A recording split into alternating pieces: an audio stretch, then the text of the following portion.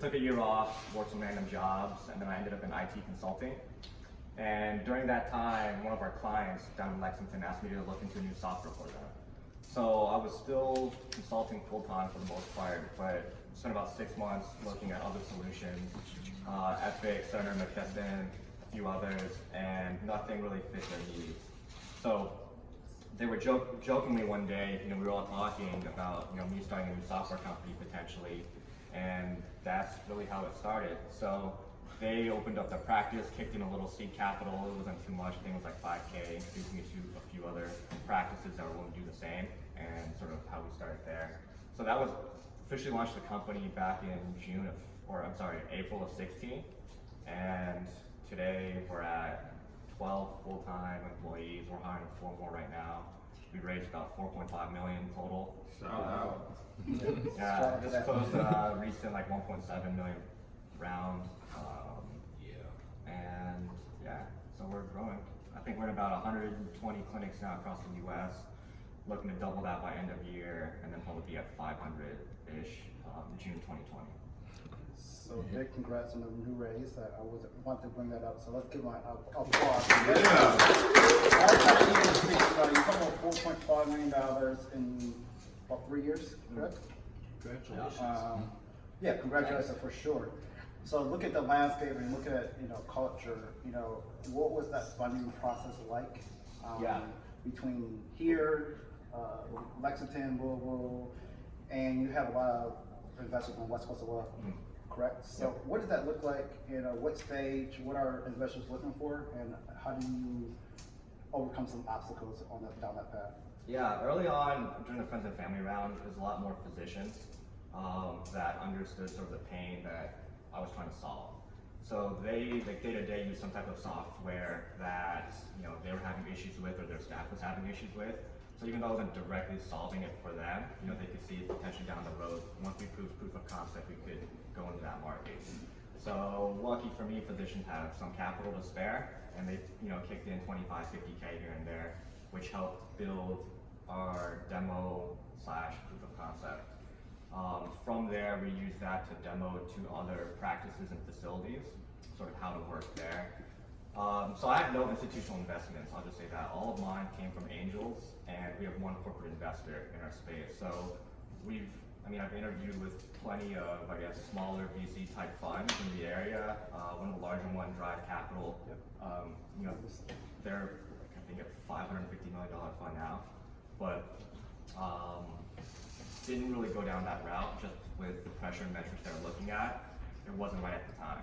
So a lot of no's, I would say, from the Kentucky community. I got really lucky with one of our angels, pretty big in Lexington. He's probably put up 1.5, 1.6. Another guy from the Bay Area put up around the same. So I would say on the West Coast, I had way more luck than here. It was West Coast is literally two, 3 meetings. Didn't really need to dive into the financials too deep, and that was it. Here in Kentucky, even with this guy, I think it was like a 6-month process, but we ended up closing 500 for his initial investment, 500K. So you look at that cultural difference, right? Yeah.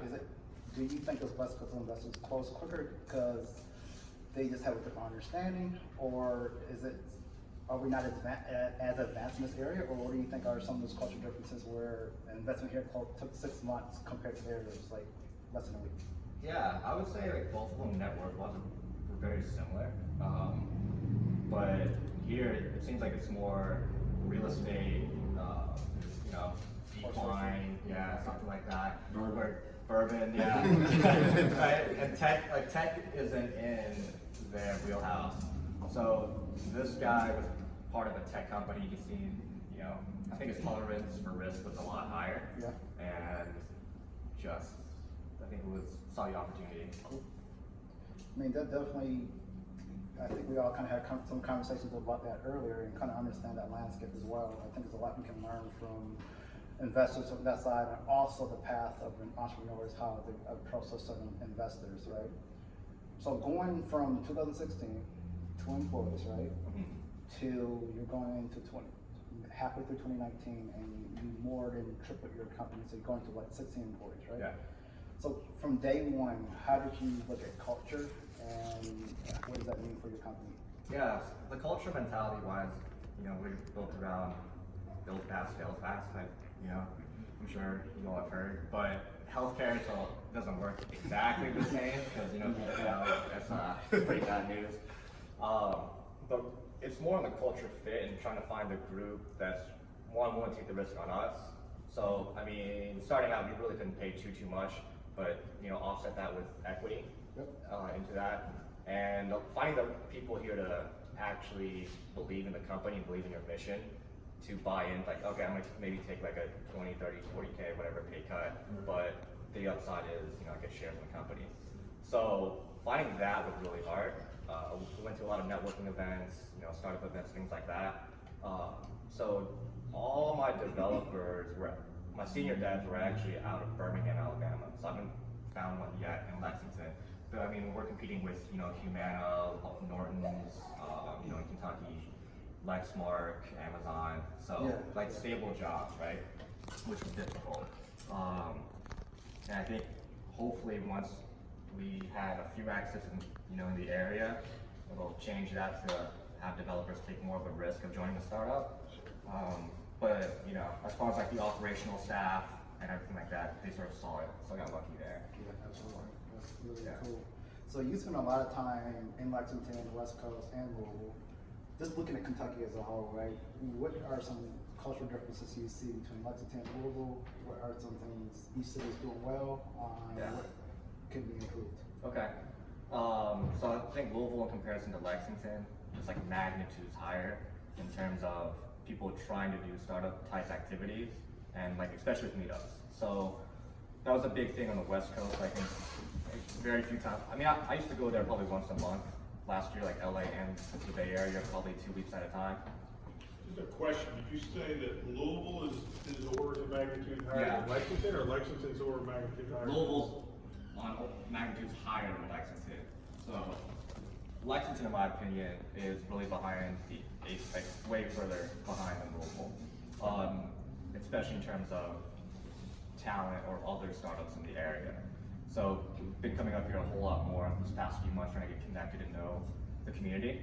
But comparing that to San Francisco, LA, Chicago, Houston, whatnot, just a lot more openness in terms of helping each other out, not looking really for anything. Just the startup game is rough as is. So that I think is where the difference is. And I know Techstars is trying to make a big push here, or at least in Louisville. With Wendy Lee, Patrick Henshaw, and a few others. So looking to see how that goes. So you said the challenges here, you feel like a lot of people don't collaborate as much in the startup ecosystem? I feel definitely collaboration is big, and then just like not like we get anything out of it. Just from a founder's perspective, I mean, time is something we really can't waste. But a lot of people here, trying to make a fee consulting or trying to get shares consulting or something like that, which I think is a huge turnoff. Big friction. That gives a lot of perspective.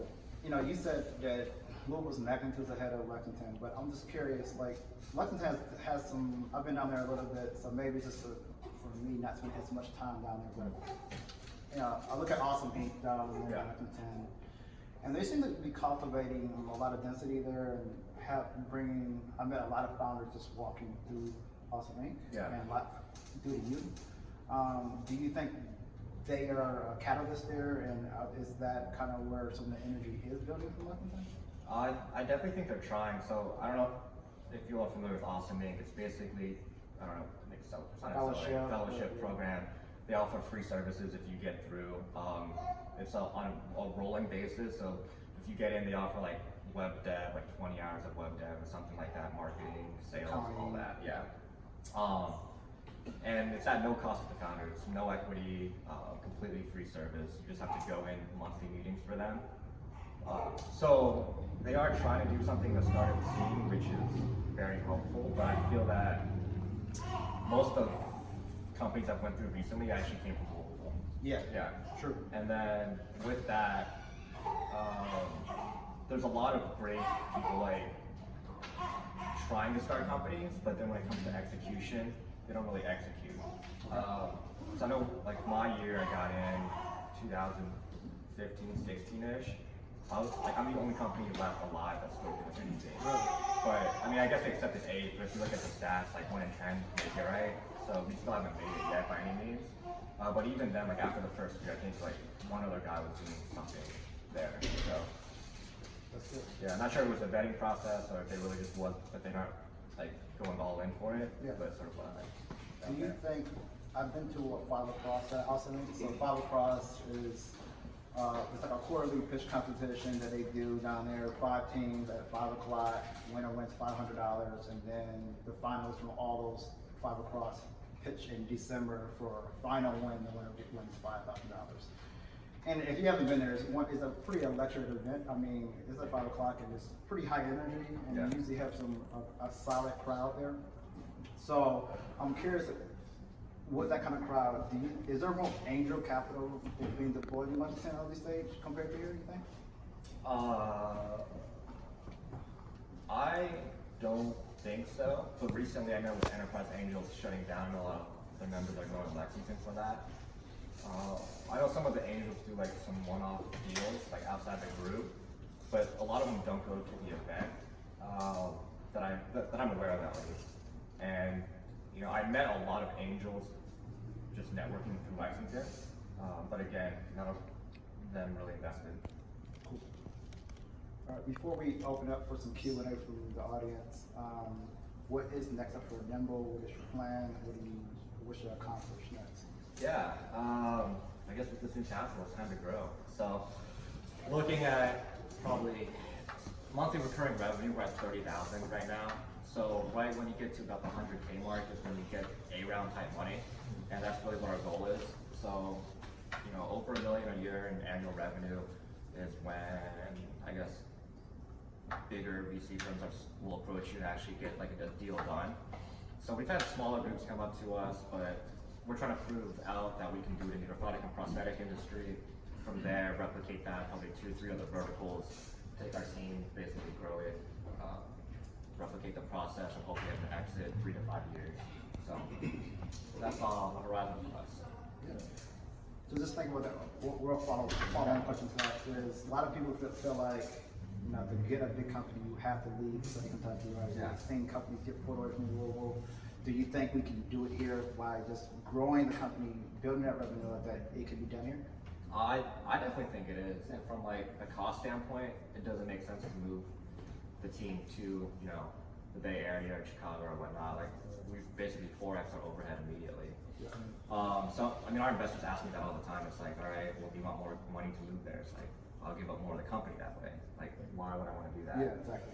So if you can find the right talent here, I definitely think it's possible. And I mean, from a tech standpoint, finding developers in the area is hard, but if you can do it remotely, like our lead developer, we've worked the past, you know, year and a half with them remotely, and things have worked out. So definitely think it's there. You know, when the state had that tax credit, like if you invested in a startup, that helped a lot. I think that went away this year, but I'm sure if they bring it back.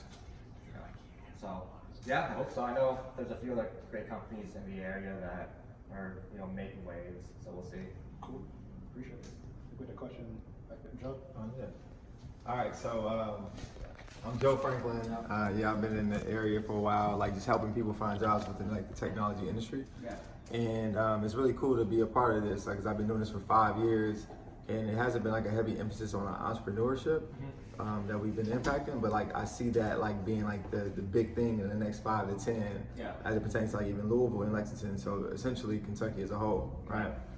I'm curious though, when it comes to like how you all like plan your strategy, like is it sometimes like or when you were like building out, was it like a fundamental divide between people who naturally think about like VCs versus angels, you know, and what was that process like people, because sometimes we get so big with our ideas that we want to like, you know, we want to be the next Uber, right? We want that instantly, but like there's like who you get the funding from, is that actually is when you reverse engineer it, is that how like your actual strategy is like, does it have any equity in how you build your strategy? That's what I'm asking. You mean strategy in terms of fundraising or strategy in terms of like go to market with our product? So yes, so strategy in terms of like going to market, but as it pertains to fundraising. Okay. So the whole, I guess from the beginning, the way I was pitching this idea to begin with was, you know, we're looking to be that next billion-dollar company, but Right. we're looking at starting small, right? So trying to minimize risk for the investors. For me, when I started out, I was a solo founder, no coding background, you know, a couple years out of college, like I had a lot going against me in terms of like, you know, why should we invest in you? But had the right market opportunity and sort of advisory board within the industry as well. So it was all, I do think you have to pitch the bigger idea, because if you're pitching, you know, hey, we're looking at making a $5-10 million business, maybe flip it for 25, 30, right? That's really not venture backed. And I guess it just depends like what you're trying to do. So from a tech standpoint, developers are expensive. Just nature of the game, right? You're looking So at does that like lend itself towards like ventures already when you think about like the Tech people side? needed to build the business? I definitely think it's more on the venture side. Okay. So, I mean, maybe starting out, like if I had to do this all over again, because I was like doing $5, $10, $25,000 raises, so I couldn't really hire someone full time because I didn't know when that next round was closing. So if I do it all over again, I would raise more capital up front and then hire someone straight out instead of contracting them out. And to get that type of capital, I mean, you probably need 200, 250, right? Maybe one developer and then yourself, plus all the other operating expenses you have there. So I guess to start out, probably not, but if you're looking to really scale it, I would say definitely in the 500K to a mil range. And it just, like, it sucks having to constantly worry about cash. So if you can raise as much as you can up front, right? So if you're looking at that 1 million, 2 million type money, especially in the area, I mean, there's very few people I know that, you know, stroke that 500K check. Right. So you was all like for the bulk of like what your thought process was. Yeah. Let's like go big or go home. Yeah, it is. Yeah. Alright. Yeah. Yeah. Couple different things. One, can I interview you for on a podcast for the Metro Star? Yeah, sure. It's a good story. How did you find the investor out in Okay. West Coast? So there's I guess larger networking events, and I applied for Forbes 30 under 30. So I was actually going through review, and they invited me out to Boston. So it's been in Boston for the past 2 or 3 years, and the talent there was just amazing. It's like the best entrepreneurs in the world meeting out there. So went out there and networked with a few other founders, and you know, we were all raising money at the time. So it's like, hey, if you have anyone, if this fits their wheelhouse or their portfolios, make intros. And literally the next week after the event ended, I was out in LA, and one of the connections I made there at the time, new investors like, hey, he's in LA too, connect and then see what happens. So there was that, but I know outside of that event, there's a lot, depending what industry you're in, there's a lot of, you know, startup type events hosting them. So if you can get into, I guess, a display hub or area or just even attend, that's been really beneficial to us. But you did get that as a intro to the investor from somebody else he knew. Yeah, exactly. Which is like, I mean, I've been doing this for 30 years, and that's usually the only way to get to real money is cold calling them. Yeah. You know, maybe you'll get that second meeting, but you'll get so much further faster if somebody they know says, I looked at this and it's perfect for you. Mhm. Then that just cuts through so much so quick. Yeah. Absolutely. I heard something really key that you said there, right? Is the entrepreneurs work together and share their investor network, right? I think a lot of times we're the lack of capital, right? And a certain entrepreneurs are looking for capital, and the investor says no. They're typically not sharing that investment with somebody else, and not understanding that investors have different marketplaces and different areas they want to be in.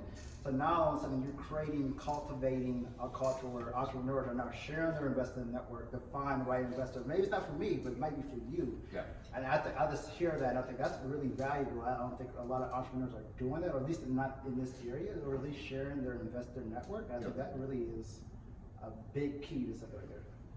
Oh, I definitely agree there.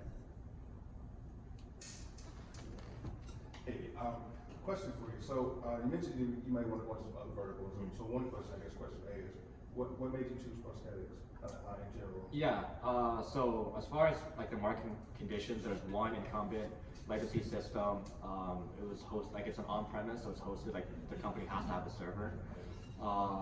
And the way the market was going, it's going more mobile. So like these doctors or guys were going out, having to see patients, and having to log in or VPN in, like getting really technical here, was a pain.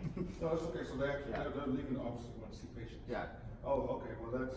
So that was one market condition. The second was the network that I had built up in terms of like advisors. They were all past presidents of like the accreditation board, current presidents of like large national networks. So that helped there.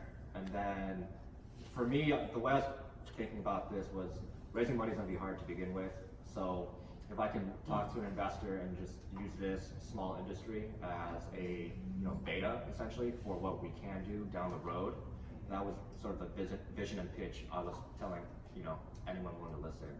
So prove it out, small proof of concept, small industry. Like from what I hear, a lot of investors, if you're trying to get 1% of like the $1 trillion market, that like investors hate, like the investors I'm talking to hate that. So they rather have you go.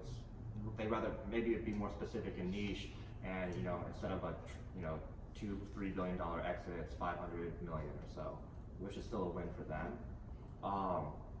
And with all that being said, that was why I picked this industry. Well, I think I don't know if you lucked into it, but I think it was kind of a brilliant decision. I'll tell you why. Working in healthcare is. Yeah. You have so much compliance with HIPAA and things and security concerns that other industries just don't have. Yeah. I mean, I told you I work for a home care, home base, and we deal with this. And our agencies, our customers, our home health agencies, they go out and see their clients and track their care plans, and they also help with hospice. They help with hospice agencies.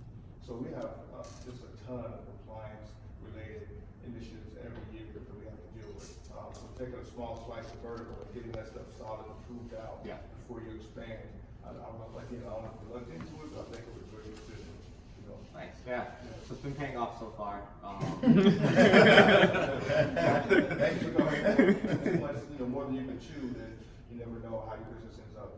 So I'm proud of it. Oh, very good. Thanks. Yeah. With that said, as you look through different avenues of expansion, would you be interested in directly connecting with another markets group? For instance, I was part of a group like this in Indianapolis a couple of years ago, and heard much less convincing pitches be successful with both angels and venture. So you'd be down for going to Indianapolis and whatever I speaking can there do. as well. Yeah. I know right now, so I guess from the life cycle, like starting out as like a huge grind to where I really didn't have too much time. Now I'm getting a little bit more where I can get out and do things like this. But it's not going to be for too much longer, so I'm trying to get out there while I can. Just because I feel like it comes in waves, and from other founders that I know that are doing the A round, B round type companies, it really is.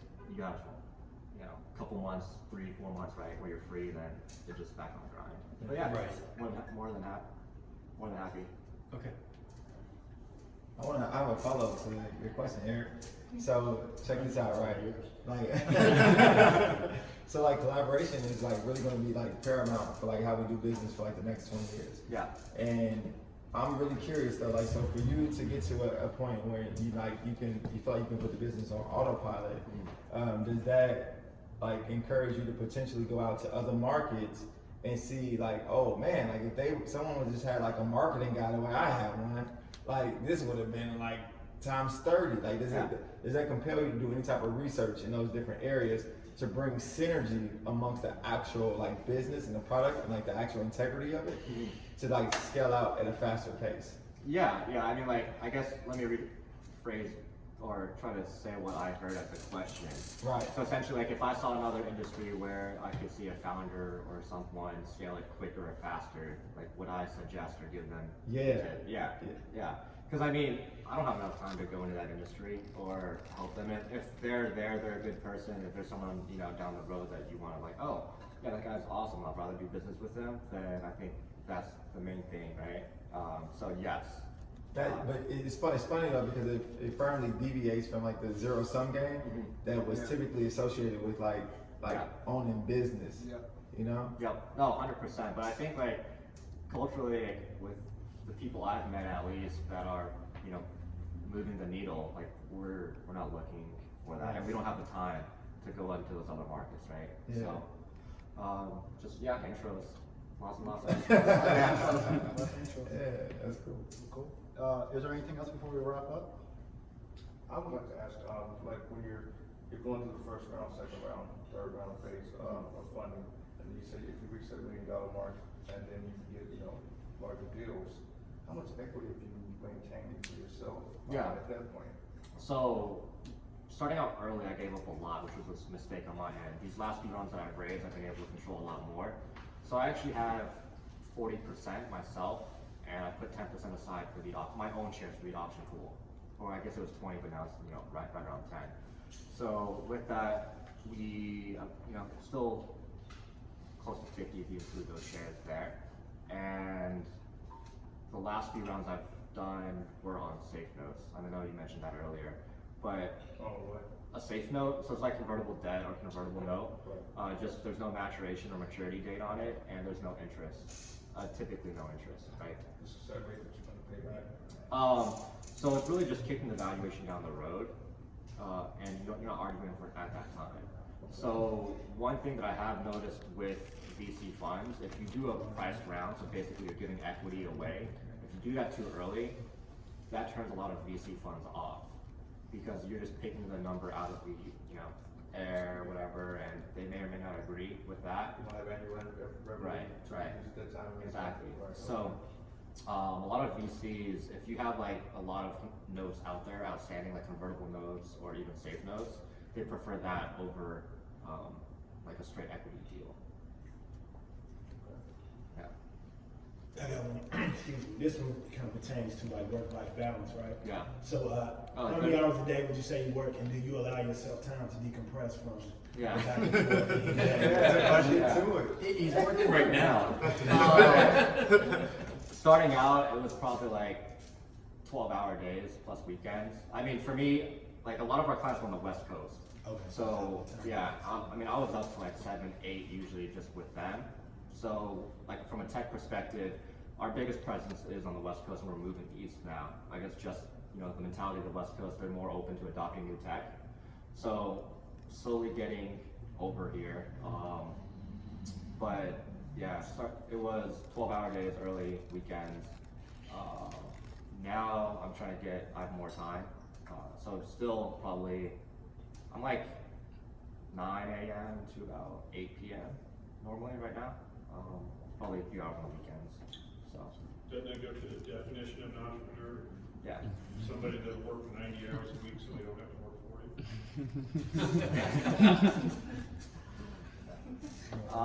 But a lot of other founders I know, they balance it, because being a solo founder, I had to do a lot more early on. So if you can find that co-founder or someone else to help, with that, definitely helps.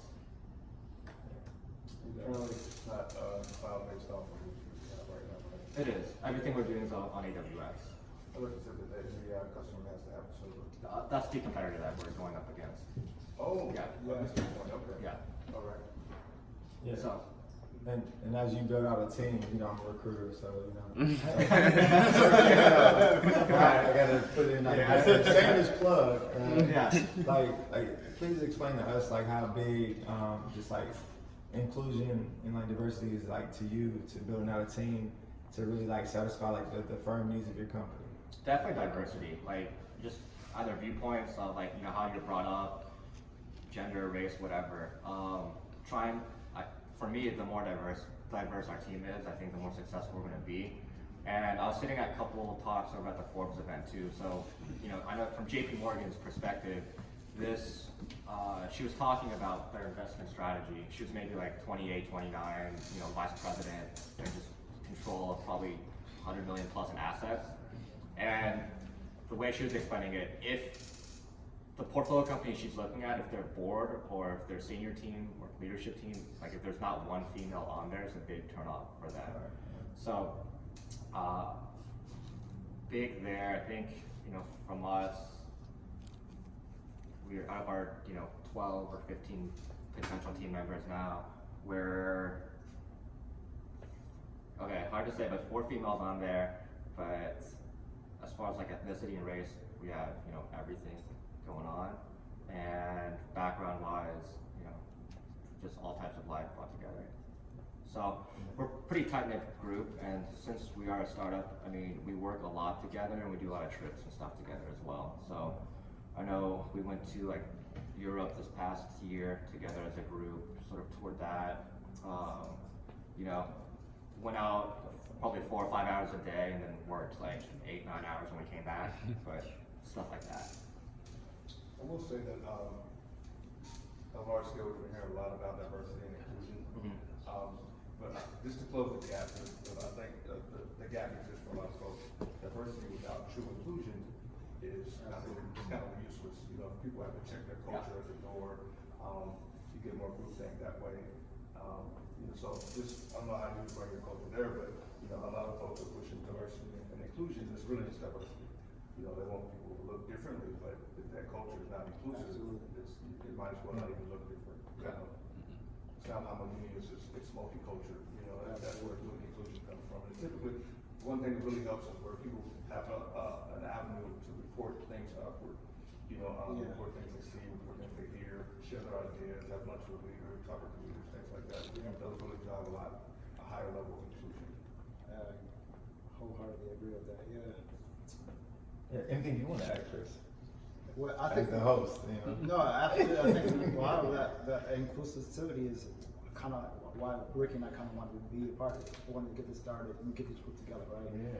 We've been in rooms where it's diverse, but maybe not inclusive, right? We've all kind of been in those kind of networking events and felt that way. So Ricky and I have definitely been in venues and run this area and felt that way. And so we wanted to create a safe space where we could have candid conversations like this, be inclusive, and it's really nobody's looked down upon, right? And hopefully we can have more curated conversations, more educational pieces, where people from different backgrounds can come in and feel safe to ask questions and not be, not feel like they're included. So I think hopefully we can curate that and keep pushing the envelope in this space. So, I think that's a